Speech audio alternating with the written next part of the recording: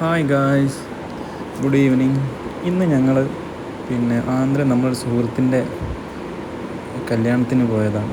അപ്പോൾ ഈ ആന്ധ്രയിൽ ഈ കല്യാണം എന്നൊക്കെ പറഞ്ഞു കഴിഞ്ഞാൽ വൈകുന്നേര വേളയിലാണ് നടക്കുക. വൈകുന്നേരം എന്ന് പറഞ്ഞു കഴിഞ്ഞാൽ രാവിലെ അവർ മുഹൂർത്തം ഒരു 4 മണി 5 മണിയൊക്കെ ആകുമ്പോഴേക്കും മുഹൂർത്തം ഉണ്ടാവുക.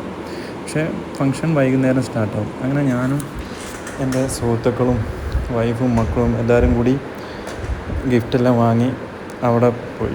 പിന്നെ അവിടെ മാക്സിമം ഈ കല്യാണത്തിൽ നമുക്ക് ഫുഡെല്ലാം വെജാണ് കിട്ടുക.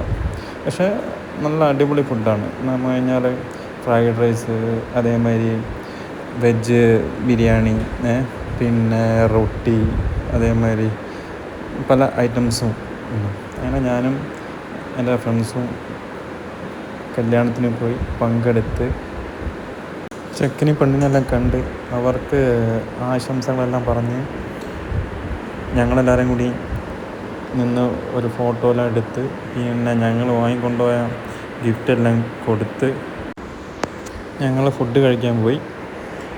നമ്മളെ നാട്ടിലൊക്കെ കല്യാണത്തിന് എന്താണ് നല്ല സദ്യ, സാമ്പാർ, ചോറ്, പായസം, ഇങ്ങനെ ഒരു സ്പെഷ്യൽ ഡിഷിൻ്റെ ഇതാണല്ലോ.